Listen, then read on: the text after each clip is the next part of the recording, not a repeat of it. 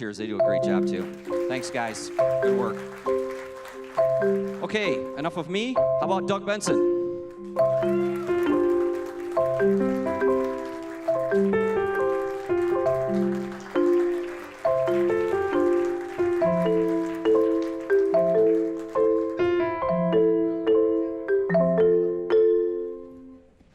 I picked this one. I picked this end. Hi!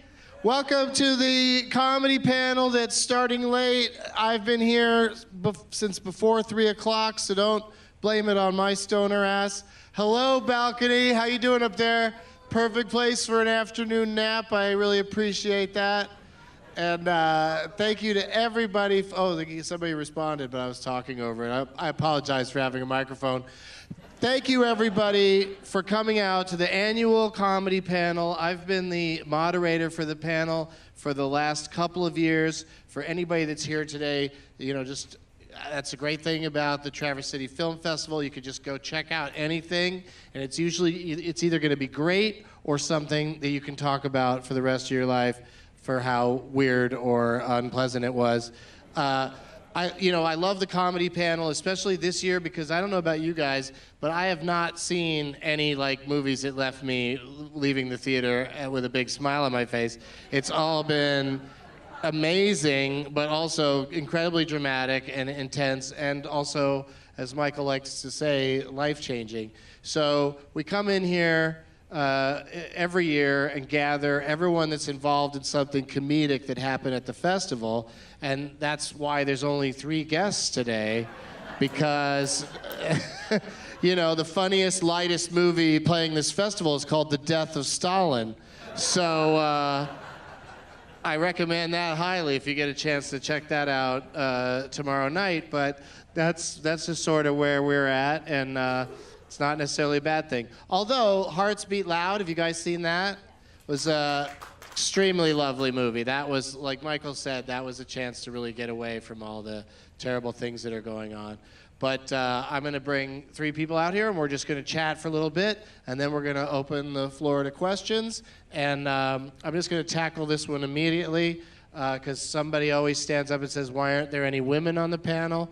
And it gets kind of confrontational. And it's like, it's just an unfortunate reality of not only the movie industry, because this festival itself figured out the numbers, and the number of women directors is in any given year is anywhere from 2 to 4% of all the big movies made in Hollywood.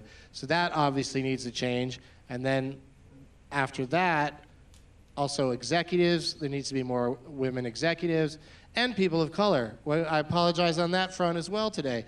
This is going to be 3 white dudes talking to another white dude about comedy. And I wish it was different. I really do. But these are the people that are here this year with comedy films. Jane Fonda turned down the request to be here today because she's no longer in town. Left a few days ago. All right, let's get them out here. I didn't mean to downplay how great these 3 guests are. As white men go, they are some of the best ones. So please give a big warm welcome to Steve Young, Jeff Tate, and Sam Levine.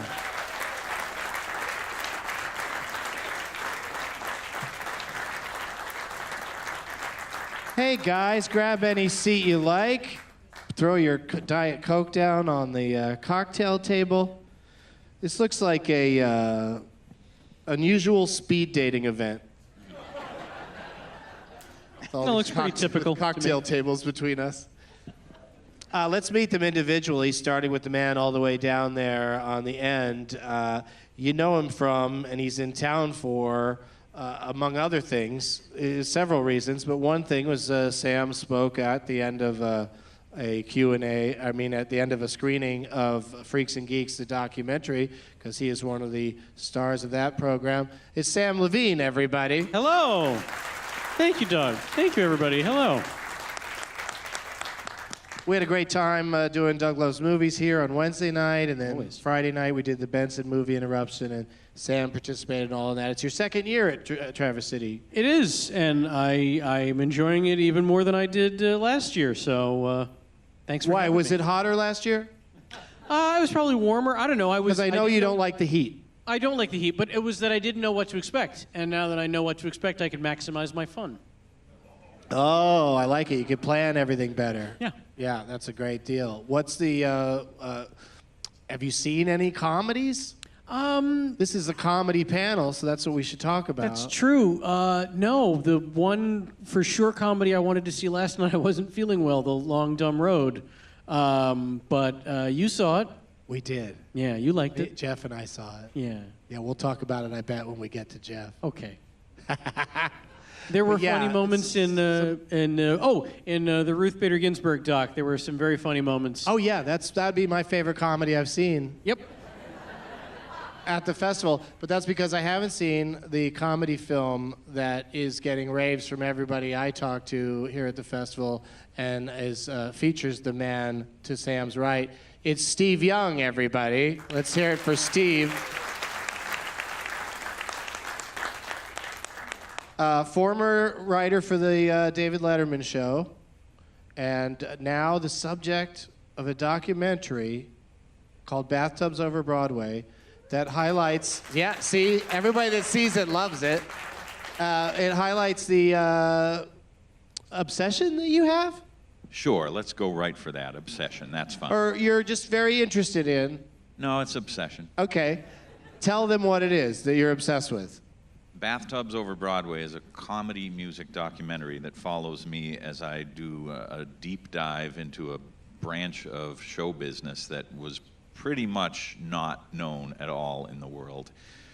Musicals written for corporate conventions, company sales meetings, things like that. So for all visual and auditory purposes, oh my God, it's a top-level Broadway show, but the audience is all Ford tractor dealers, and the musical is about selling Ford tractors and learning about the new features of the next year's models. So the public couldn't see these things, and I accidentally found out about this world from buying record albums for the Letterman show's segment called Dave's Record Collection. And I found a few, and I found a few more, and things widened and deepened, and now here I am in Traverse City. That's awesome. I love musicals already, you know, just the regular ones, the ones on Broadway. And it's been pointed out that these people that they hire to be in these industrial musicals are well paid for their efforts, Yeah. like more so than actual Broadway performers. Yeah, you could make more money as an average performer doing industrials than you could making an average Broadway salary. If you were a star, then it was different. But it was a huge amount of money flowing through these things, and A-list talented people went back and forth constantly between the real world of Broadway and the shadow world of the corporate gigs. Do they still make these? A few. There's a little taste of it in the movie. Do you know anybody who can get me in? Because I... Actually, not too long ago, a friend of mine who knows this world passed along to me a casting call for this year's State Farm Insurance musical. It's good enough for J.K. Simmons. It's good enough for me. Yeah. How's it go? That's not it. That's not it. But whatever that was, it was damn catchy, so thank you. Yeah, I love musicals, but I'm not good at performing them. But yeah, that movie sounds amazing. And can you tell us what you think might be the funniest lyric that you know of from an industrial musical? Oh, there are so many crazy rhymes that could not exist in any other kind of song. And I don't know if these are even in the movie. I don't think they are. But there was for an air conditioner musical, there was some song about the features. It was slow speed fan enclosed compressor makes the customer say, yes, sir.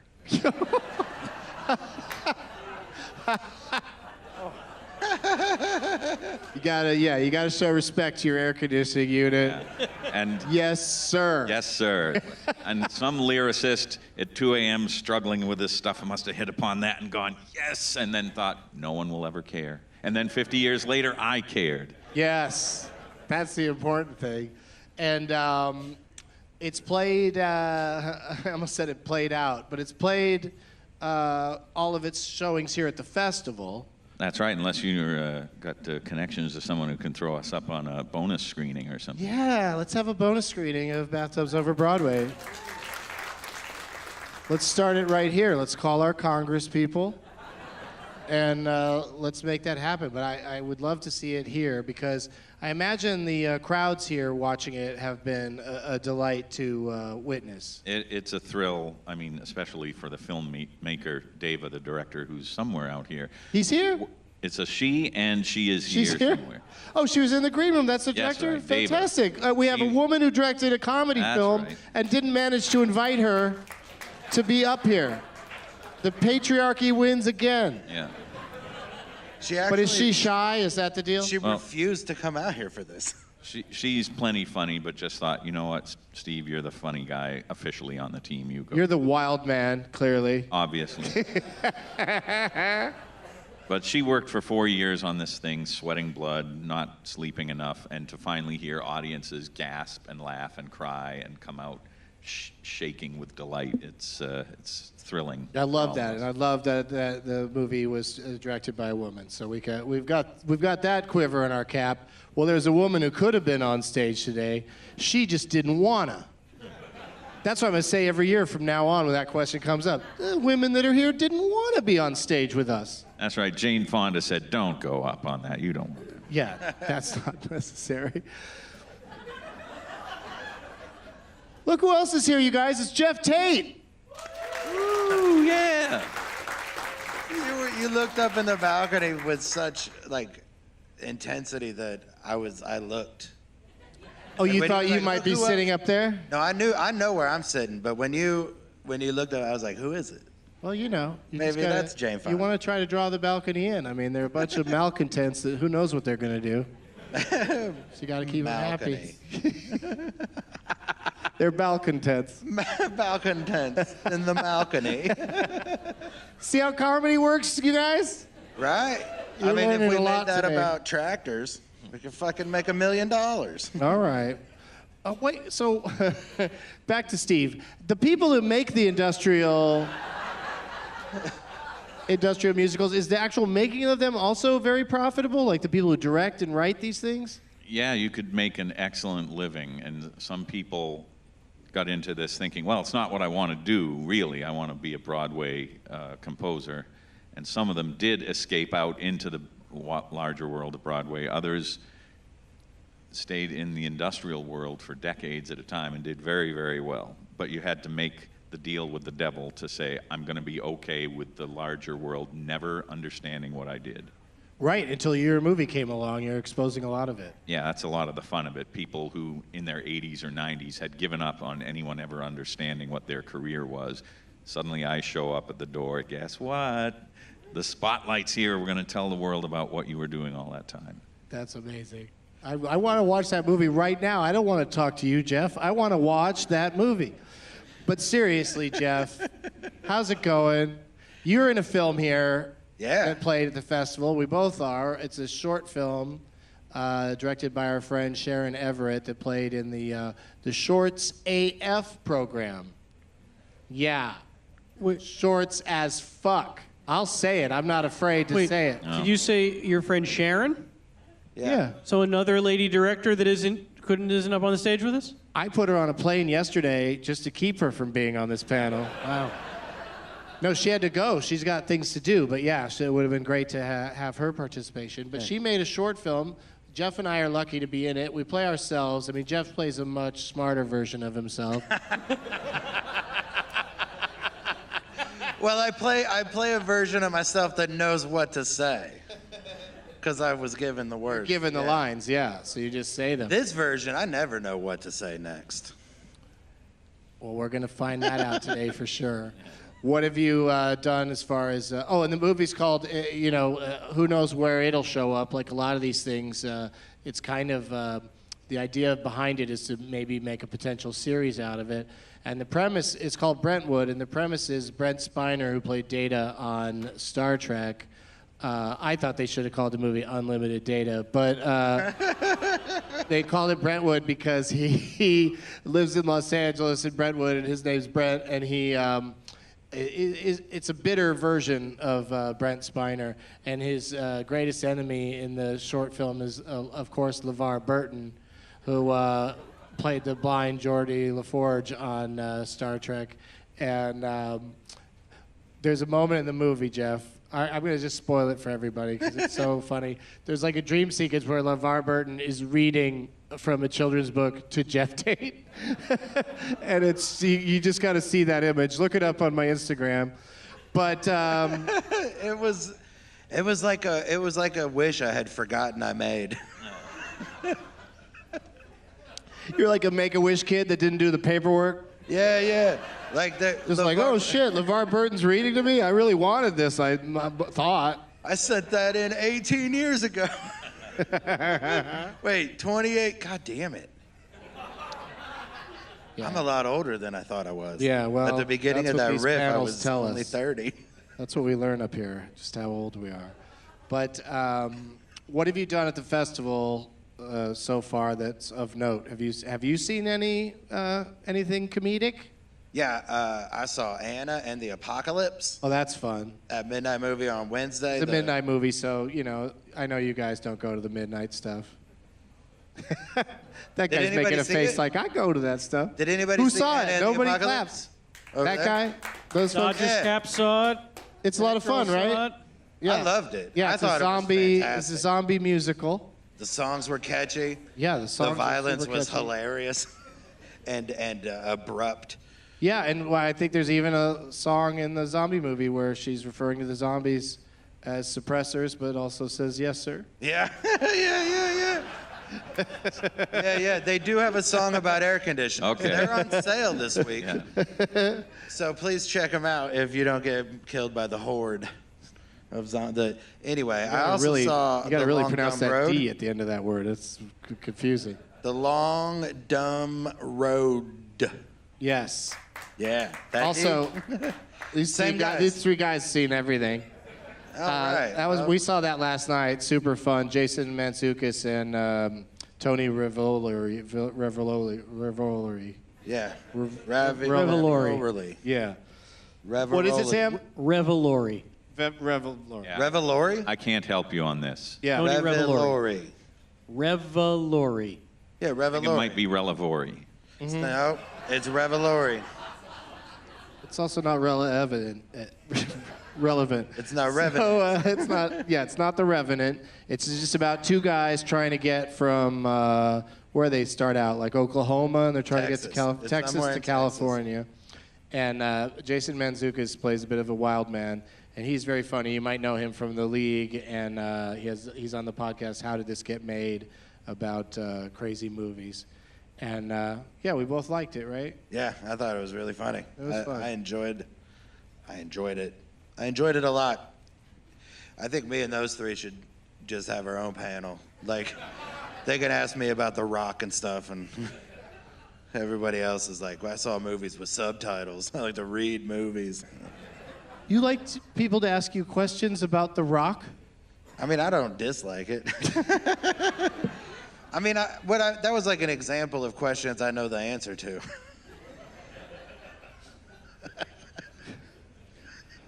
Jeff, what's your favorite Denzel Washington movie? The Rock. No, it's I thought that would have got a bigger laugh. It was really I know. Sam set you up nicely. yeah. Jeff, what breaks scissors? Man on Fire. Also a good answer. Thank you for taking Wait, the now left you're just turn. one answer behind all the time? Rock. It's the Rain I'll have to Man check the of manual, comedy but I panels. think you're right. I feel like maybe it's more than one.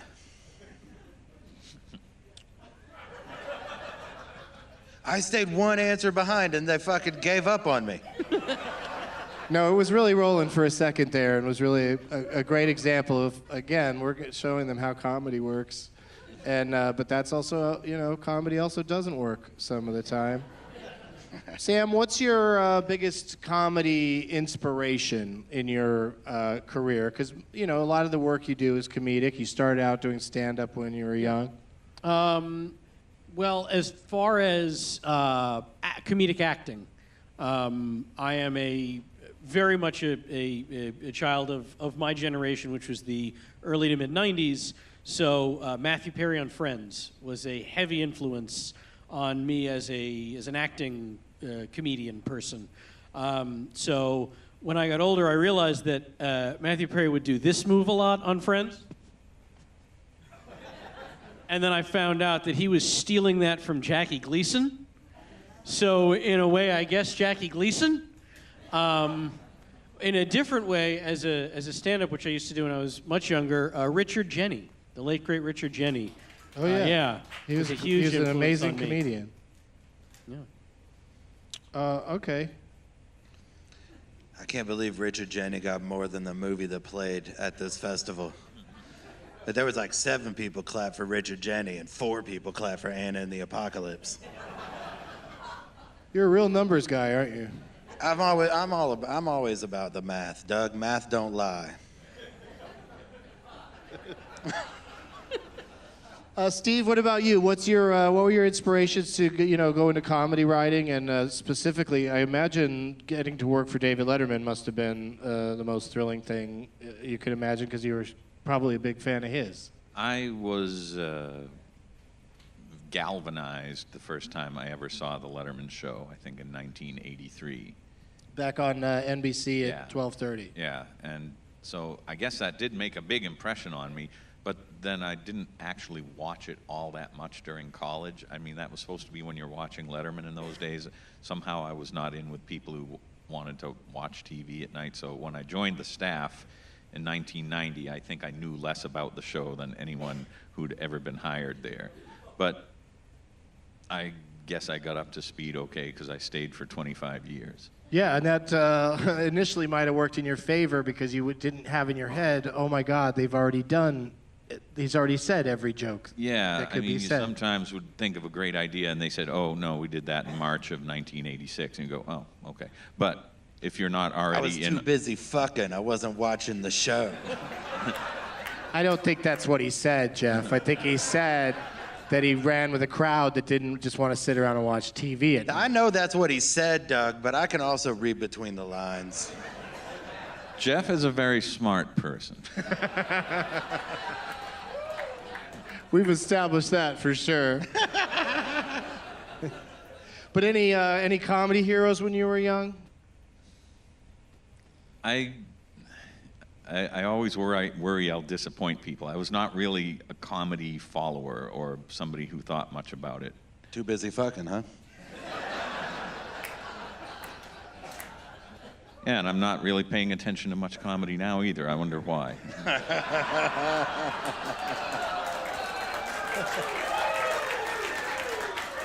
Wait, was that... Did he just burn me? It was fire that went in every direction. You were just collateral damage. Oh, I always know that I'm for people who aren't fucking. Like, at the time, that's when people watch me do stand-up. I prefer them to not be fucking. So if you're just always fucking, I assume you're busy. Look, I make time for you. I'm trying to fit you Took in. a break right now. Well, let's wrap this up so Steve can get back to business. Yeah, I've got a 4:15 and a 4:45, and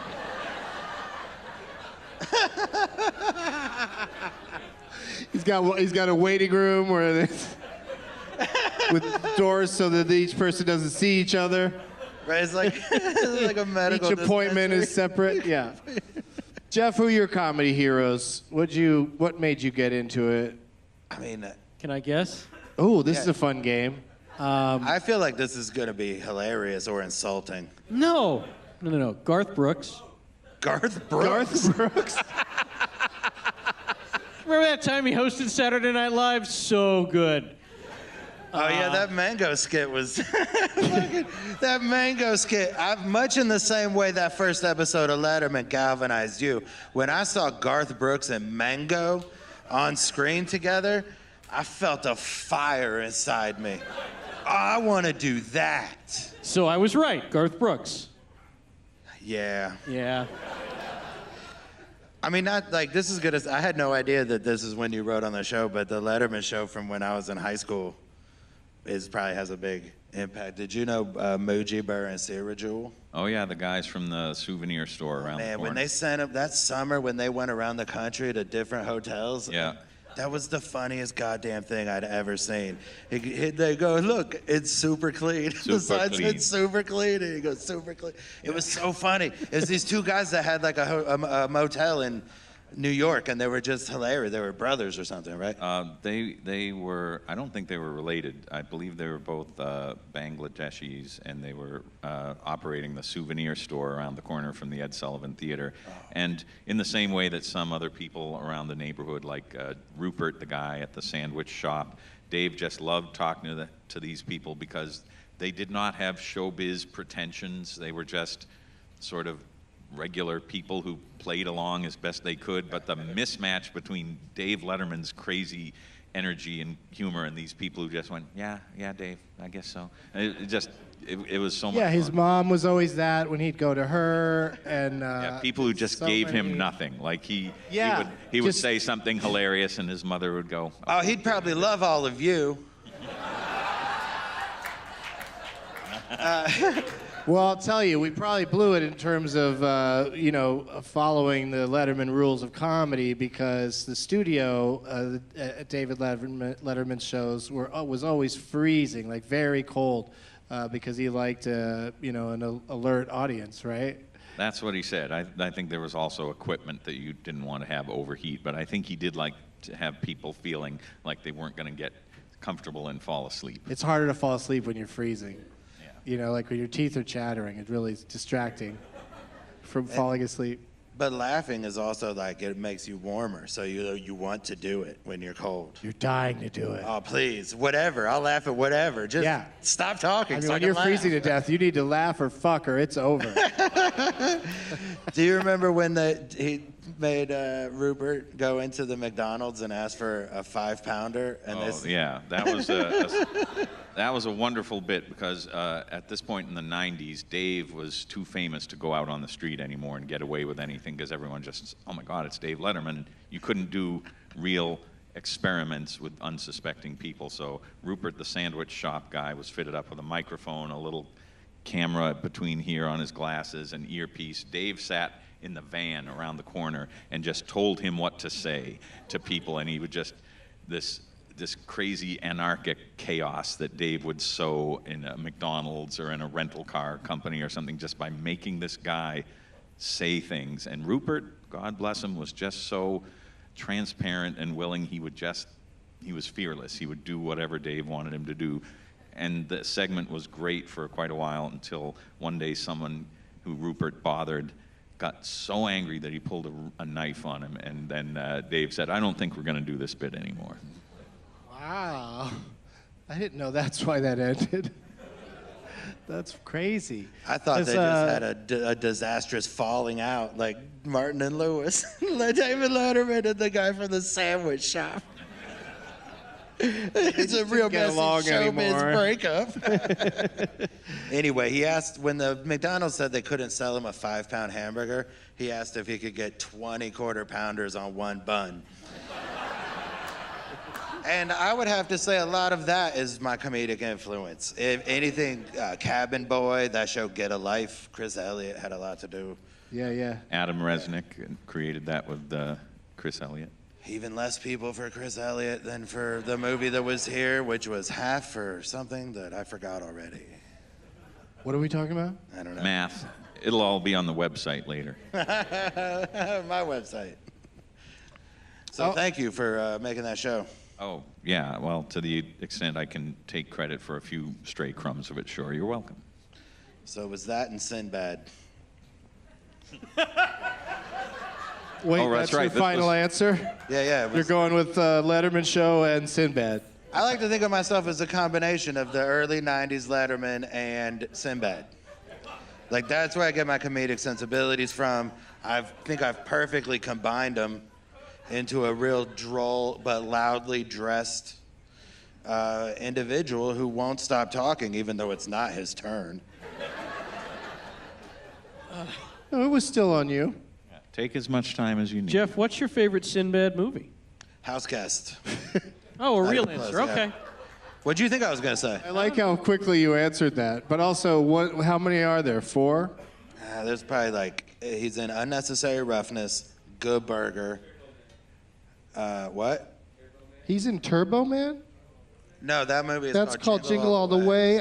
Jingle All the Way. Turbo Man is the doll, the toy in the movie. Boy, how embarrassing for you. I'd feel so embarrassed if I were you. Oh, I gotta get in on this list making and show off my listing skills. Wrong answer. Don't forget to say wrong answer. Wasn't he in Wrong Answer? I'm doing an impression of that fella. The official photographer just came up and took a picture of you, Right. by the way. First Kid, he was in First Kid, and then a movie called The Cherokee Kid.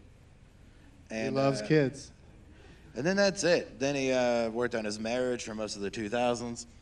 Now he's back to making comedy. I met him here a couple years ago. I saw him at the Opera House. He's fucking great. Like, if Sinbad. none of us said anything, how much longer will you talk about it? I mean, I could get Like- us all the way till we're done, probably. Like, All right. Well, that's the my interview portion of the show. Those are the questions I like to ask everybody on the comedy panel. So what we'd like to do now for the rest of this, and for as long as we can get questions, or when it gets too close to 4:20, we will have microphones out there in the audience with the lovely staff here, and also. Just a quick, I don't know how many events you guys have gone to here at the festival, but let's hear it for all the people who work at the festival and all the volunteers at the festival.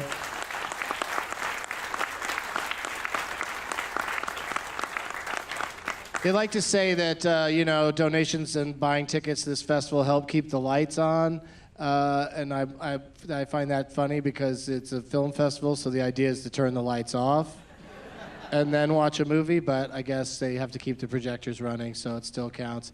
And also, I swear to God, there's at least 3 people in this audience right now that are sleeping.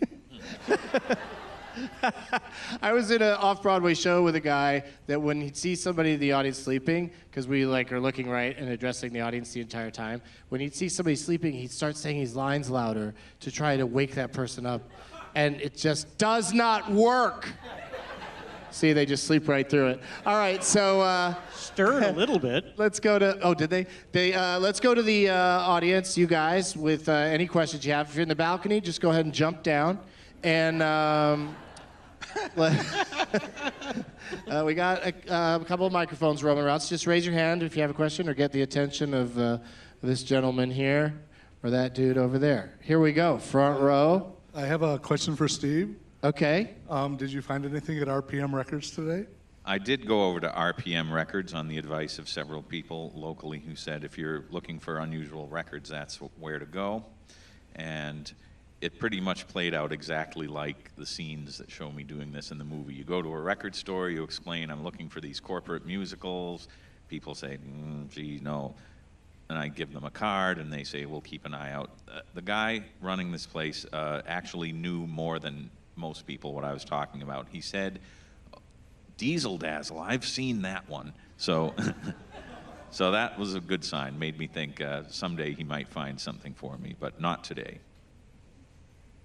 Good tip, though. Jeff, feels like you want to add something. I just wanted to verify he said Diesel Dazzle. Yes, Diesel Dazzle. Diesel Dazzle. Is that a musical for the clothing company Diesel? I understand why someone your age would think that, but no. Thank you. It's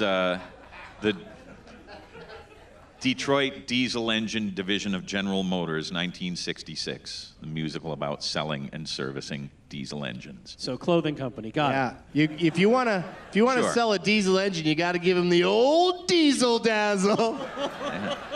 You actually, so you have the right spirit for this. You might I have done love well. it. I love it. That's so great. Okay, so did you get your question answered, Jeff?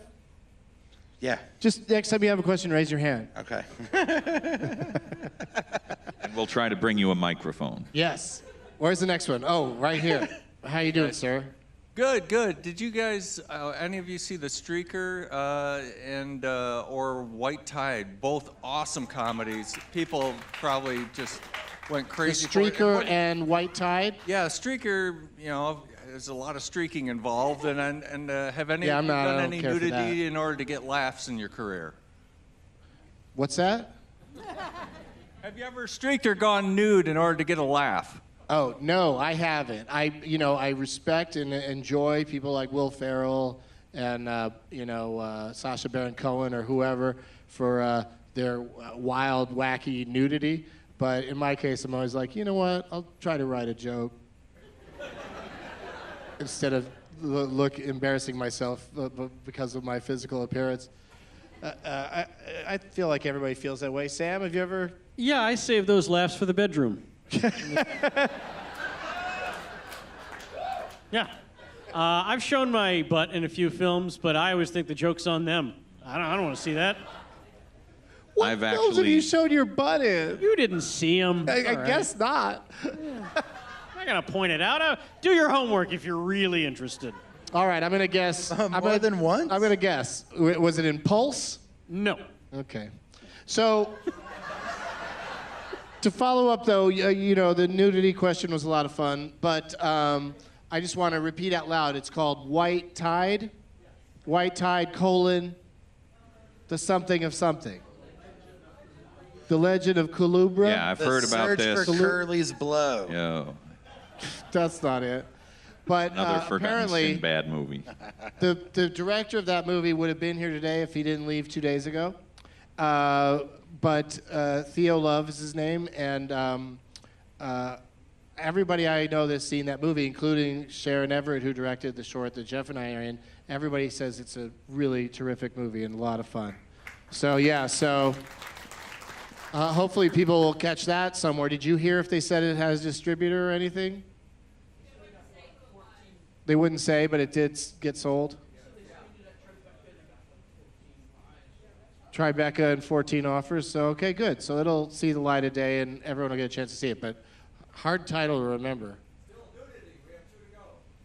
Oh, you want me Oh, to from ask all of us? a No. writer from Letterman if he's ever been naked for a laugh? I've actually never been nude in my life. Yeah. He's one of them never nudes. Yeah, show us the jean shorts under those. Yeah. I'm like G.I. Joe with the plastic fused on underwear. All right, Jeff, you have to answer the question. Nudity for comedy's sake. No, I mean, no. I have not yet run out of material. Right at some point I will, and then I'll get naked. It's a great. So great- far. That's a terrific strategy. All right, next, we got somebody else hooked up with the mic over there somewhere. Oh, there he is. This gentleman has a question. Thank you for taking my question. Do you have You're welcome. any... I mean, obviously, there's so many to go to. You're fucking lucky, my friend. Do you have any epiphanies for any future projects, and do you get any here in Traverse City from the weirdness you see in the street? Does Traverse City inspire us to do anything? No, I mean, I wish I could just kick it in Traverse City. Like, it's so chill here, and everybody's so nice. I mentioned this last night at the movie interruption. Crossing the street is just delightful because, like at a four-way stop, if you stand there, that car won't go. You can stand there as long as you want. And it's like the pedestrian has the right of way, so I'll open my Kindle and start reading till this goddamn pedestrian crosses the street. What about you guys? Find any inspiration here in TC? Well, hang on, but did you say the weirdness in our streets? Yeah. Have you ever been to Austin, Portland, anywhere outside of Traverse City? This is the most American Pie, wonderful, wholesome city full of good people I've ever been to. It's a David Lynch movie is what it is, Sam. Don't clap for it. It's scary. Don't clap for it, everybody. It is way fucking scarier than Austin or any of those other places. Like all your fucking starch collars and shit are terrifying. Those places Sam mentioned, those places are full of a-holes acting crazy. Here, everyone seems real nice. Oh. What are they up to? They say things like, "Thank you for letting me ask a question."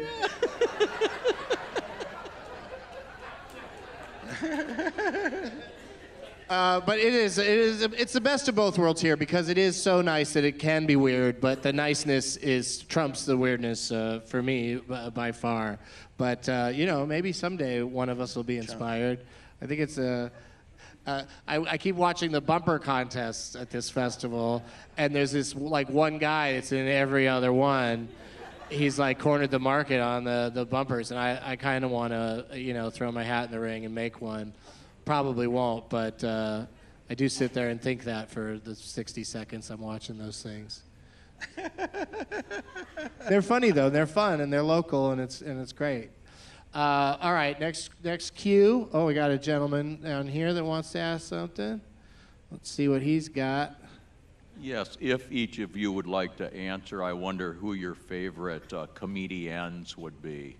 Oh, here we go. Thank you, sir, for asking about that. Since there's no women on the stage, let's give some props.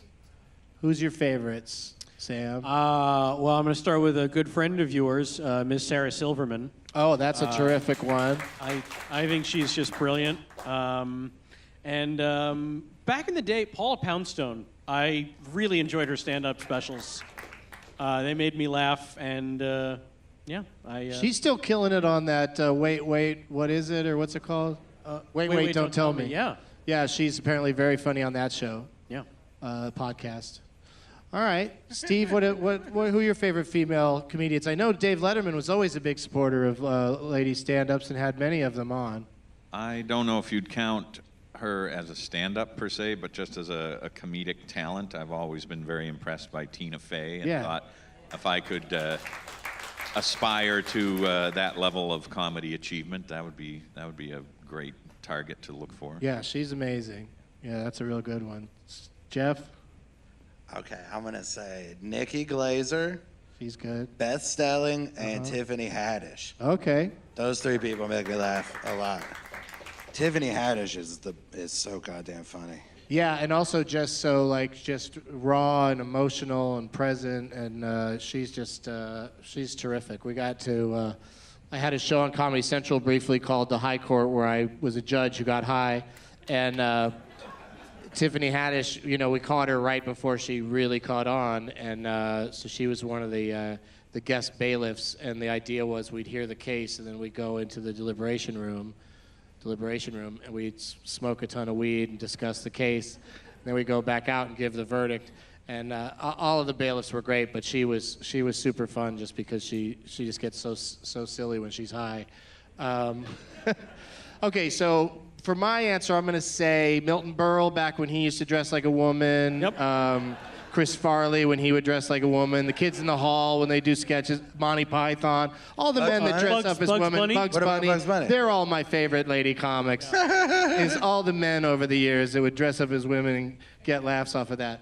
No, I've got so many. Every one of the ones that you guys mentioned are terrific, and there's just more and more now, and also just so many comics from every walk of life, and I'd like to see more of it, I haven't watched that Nanette special, the Hannah Gadsby special on Netflix, but it's apparently almost as dramatic as it is comedic, and it's really pissing off a lot of dumb men comics who are somehow threatened by that. Yeah. She's ruining comedy. It's like, well, she can do that, you can do your thing, and yeah, and shout out to Michelle Wolf, who hosted the Correspondence Dinner Yeah, she was great on the Correspondence Great. Center and got a lot of heat, a lot of negative heat, I guess, or a lot of people angry at Only her. from certain people Yeah, only from certain outlets. wearing red hats. Yeah. Only from a couple of dumb fucks. I'll say, didn't mean to get political. But anyway, they're dumb motherfuckers. Also, sorry about all the swearing today, you guys, but what are we going to do? I guess I should. I'm probably the one doing Yeah, it. clean it up, Jeff. I Thank you for your apologize. question. What else have we got? Anybody else got something for us? There was a woman That over here. I don't lovely know if gal. she was yawning or Yeah, she was just- yawning. There's a Okay. If the question is, why am I so bored, ma'am, please save it. We don't need that kind of... Actually, we should just pass the mic around and just have people heckle. You suck. All right, you guys. What's next for each of you? Oh, what a lovely question. Give her the mic back. What's next for you? What are you up to next? Life is fun. And life Life is is comedy. fun? Life is fun. Oh. We like to laugh a lot, so I'm looking forward to whatever your answers are. Oh, they're going to be hilarious. Sam? I'm doing a shot-for-shot remake of Schindler's List, an extra sad version. Oh, I so don't- that not even a colorful coat in that one No, scene? not even a red coat. Like the most depressing version. What do you have coming up next, Sam? Well, I'm acting, continue to act, so you can see me on, these are just plugs now. Next week, or this upcoming week rather, on Wednesday night, if you have True TV, there is a really great show, an anthology series called Bobcat Goldthwait's Misfits and Monsters, which it's 8 episodes. My episode is airing this Wednesday, and Bobcat is a genius, and he's dark and twisted and funny and sweet, and so all of these episodes are different stories about oddities. And so in mine, I'm a guy who's in love with an actual mermaid. So you can check that out Wednesday night at 10 o'clock. And then, I don't know, I'm in the web series and stuff. And I don't know, you can find me at a karaoke bar probably. What's your song, Sam? It depends how drunk I am, Jeff. How drunk are you? If I'm stone cold sober, it's Mac the Knife. But when you're really drunk? Something from Johnny Cash. Old school. Steve, what's coming up for you besides obviously continuing to promote and sell Bathtubs over Broadway that people should see? Do you have something else coming up you could tell us about? Right. Well, as I mentioned, I have a 4:15 and a 4:45. Oh, that's right. Ma'am, you said you like to laugh. Are you available at 4:15 or 4:45? Nope. All right. Jeff. Oh, sorry. Oh, you want a real answer? Yeah. Well, or I you mean, don't care I now? like that answer. Okay. I move on from after the joke answer. I move on. I don't wait around for the serious one. Yeah, I don't know. If anybody really, really wants to know what We do. no.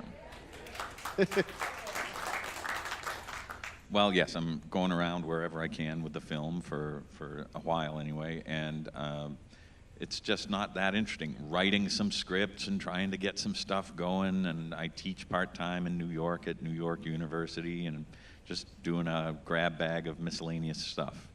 So, yeah, I should have gotten out after the funny answer. Have you heard of the festival that's in the aforementioned Austin, Texas, called Fantastic Fest? No?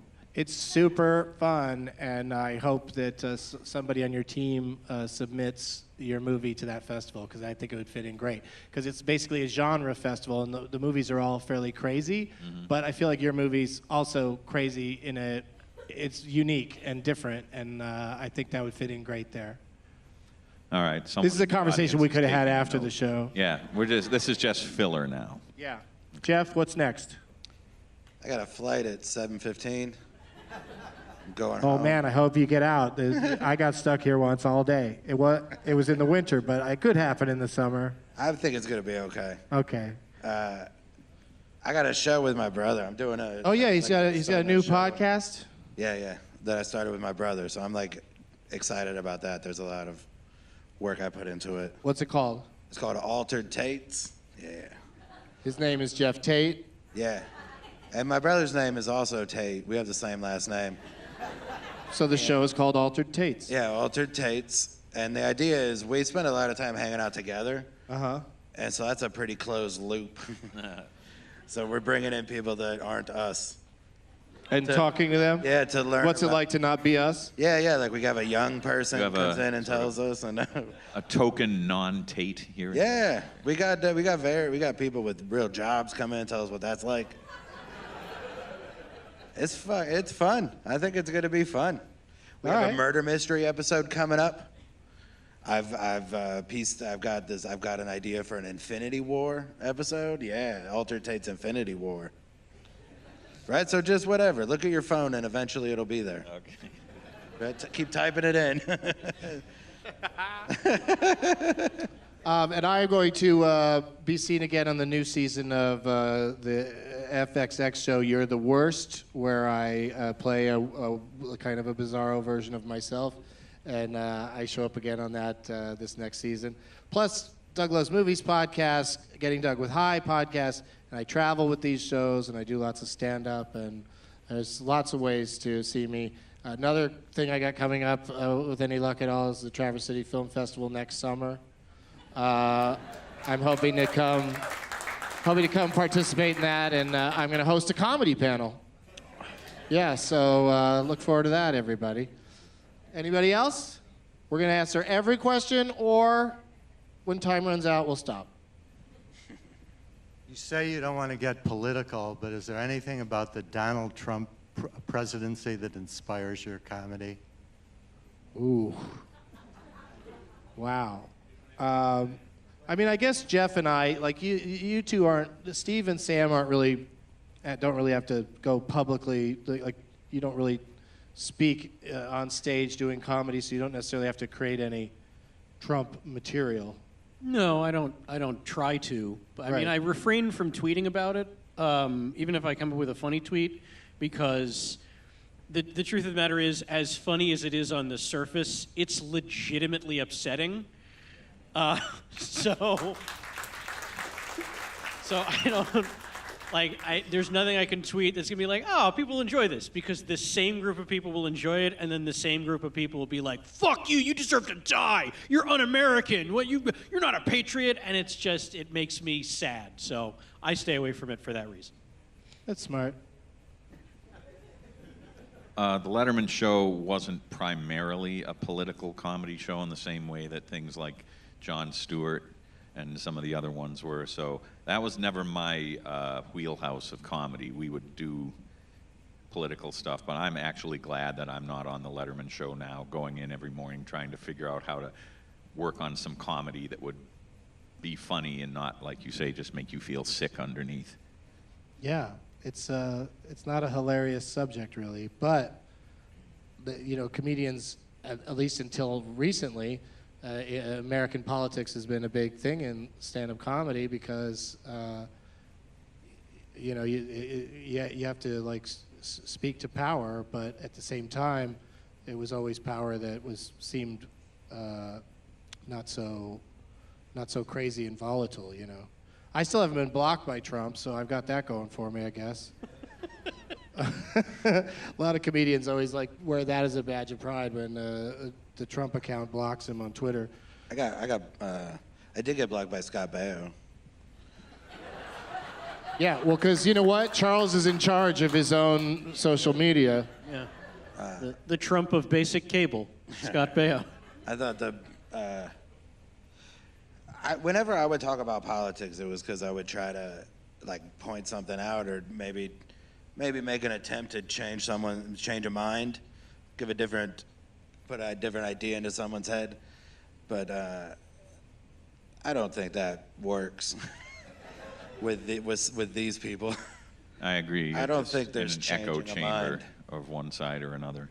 Yeah, it's tough. But we the people that still like Trump, if there's something I could say that would change their mind, what the fuck? How could I change their mind? They can't. They're just gonna get gaslit till the end of time. So I just pretend they don't exist. Like, just don't argue with them because they're never gonna fucking. Right. Doesn't matter. There's two Find words. new people. Find people. It's not. Don't change people's minds. Get people to vote. Yeah.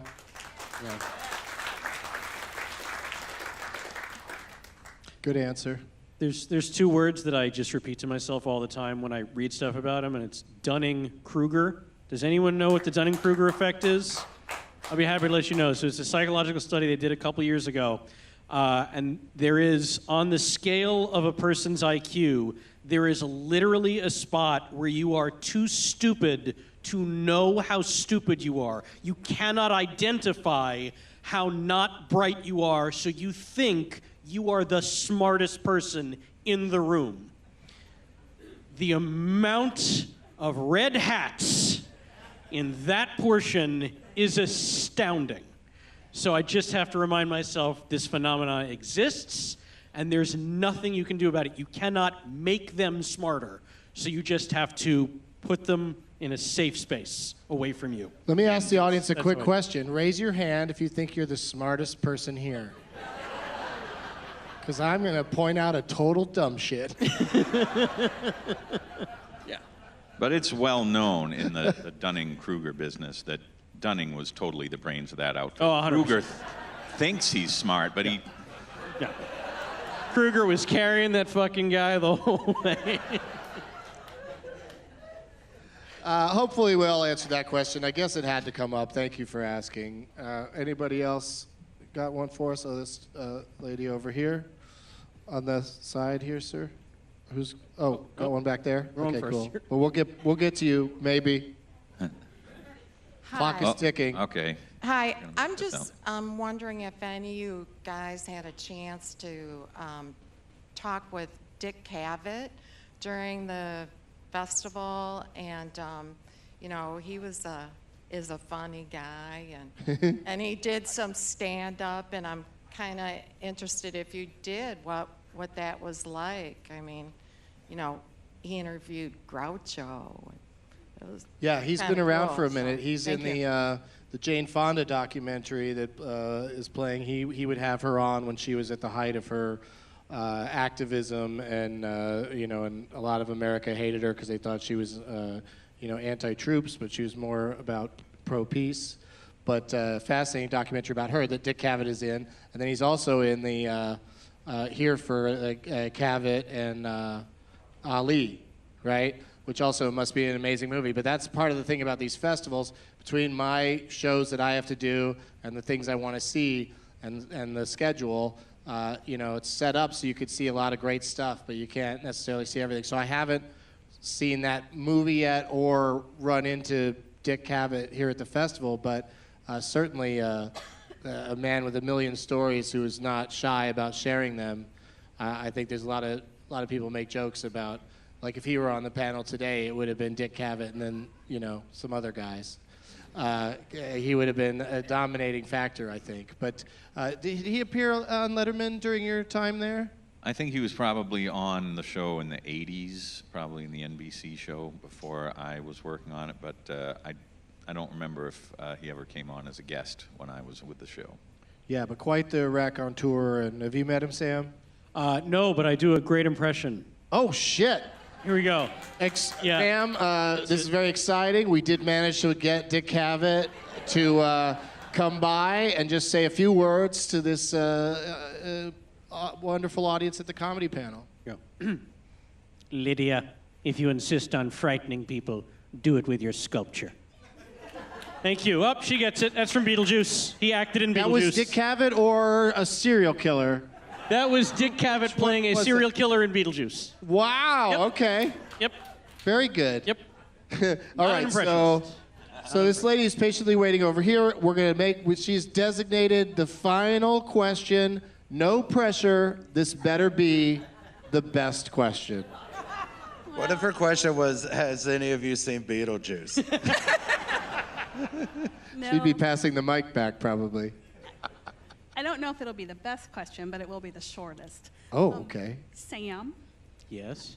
just out of... Oh, you're making short jokes about Sam. That's a great way to end the podcast, the panel.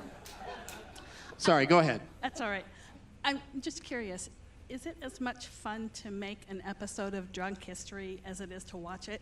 Ooh, Drunk History is the is question. it as much fun to make an episode of Drunk History as it is to watch it? Has anyone in the room seen Drunk History?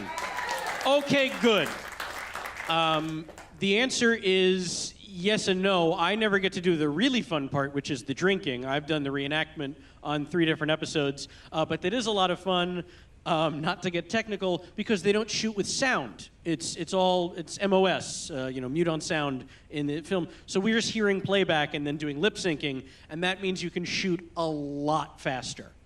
And it's always fun because I get to wear goofy period clothes, and I'm hearing somebody, a drunk person, speaking, and I'm trying to lip sync. So yes, it is fun, but I think the most fun thing is to watch it. So Yeah. there's that answer. They haven't asked me to participate in it, but if they did, I would say no, because the people that tell the stories they just get them drunk. Like, that's the premise of the show, obviously, but they all get throw up, hangover, drunk. And I can't think of any reason to do that to myself on purpose. It happens accidentally on the regular, so maybe if I happened to be throw up drunk and they had a camera and said, hey, tell us about, but I also don't know anything about anything. So, but it is a super fun show to watch. And thank you it was a great final question. And you guys have been a great audience. Thank you so much for coming out. One more time for Sam Levine, Steve Young, and Jeff Tate. I'm Doug Benson, and hope to see you guys at the party tonight and festivals in the future. Bye-bye.